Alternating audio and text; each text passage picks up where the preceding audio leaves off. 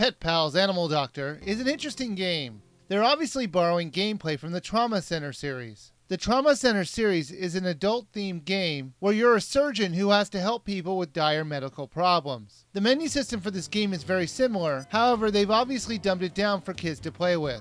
This game simulates a vet's office. They let you choose from a wide range of different animals for you to treat. And when I say a wide range, I'm not kidding. They range from the normal dogs and cats to the downright silly goldfish. Who takes their fish to the vet? The visit would cost more than the fish costs. They even have you treat a horse later in the game. That's fine. But I don't believe for a second that a person would bring in a horse to the vet and they would just let him sit in the waiting room like it was totally normal. Also disturbingly, this game has the scariest loading screen I have ever seen. Whoa. Whoa! Whoa! Whoa! It's coming for me! I'm so scared. Is it gone yet? The graphics on the animals looked a little bit creepy. They look somewhat realistic, but that just means that when you zoom in on the animal, it just looks awful. However, some parts of the game I appreciated not being able to see what I was doing. I have to rub this where? Ew.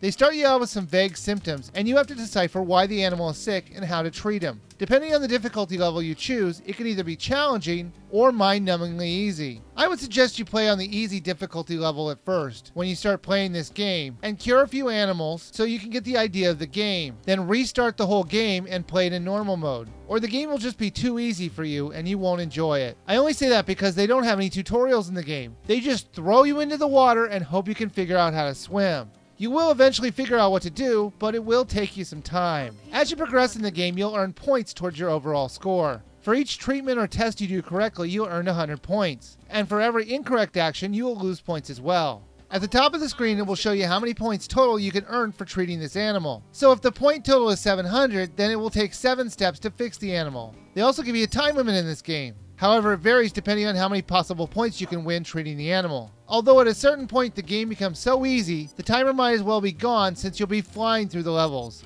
After you fix the animal, they'll give you a mini quiz on what the problem with the animal was. If you fail it, nothing happens. So why even bother to have it?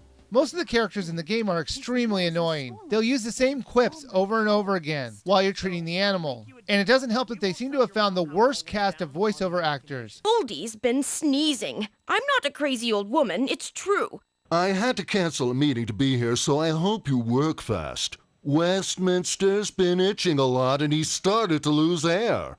I don't know what's going on, man. Tayo's looking thin, and he doesn't move around either.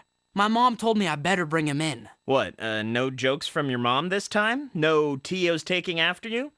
It occurs to me you're not here to hear my jokes either. Doctor, save me? However, there was one voice actor that was really good. The main doctor had a fantastic voice. If the infection had been left untreated, Speedy could have lost his leg, which isn't easy for any turtle. The controls are usually just point and click, although they use the Wiimote's motion controls for a few treatments. But they seem to be tacked on and not done very well. The worst was when you had to take blood. You had to do the motions of pulling back on a syringe, but it would never read it correctly. You could move around the camera in the game to make it easier to see your animal, but it really wasn't necessary since when you click on a certain part of the animal, it will zoom in accordingly. I do want to warn parents out there that while it may seem like this might be a fun game for young kids who want to play as an animal doctor, it does have some disturbing situations like hurt and bleeding animals later in the game, so kids might find that a bit scary. That said, I can see kids still enjoying this game, and I found it okay. It kept my interest enough to keep playing animal after animal. There are 30 animals in the game to fix, and that should give you about 6 hours worth of gameplay, so I wouldn't suggest a buy of this game, but it is worthy a rent.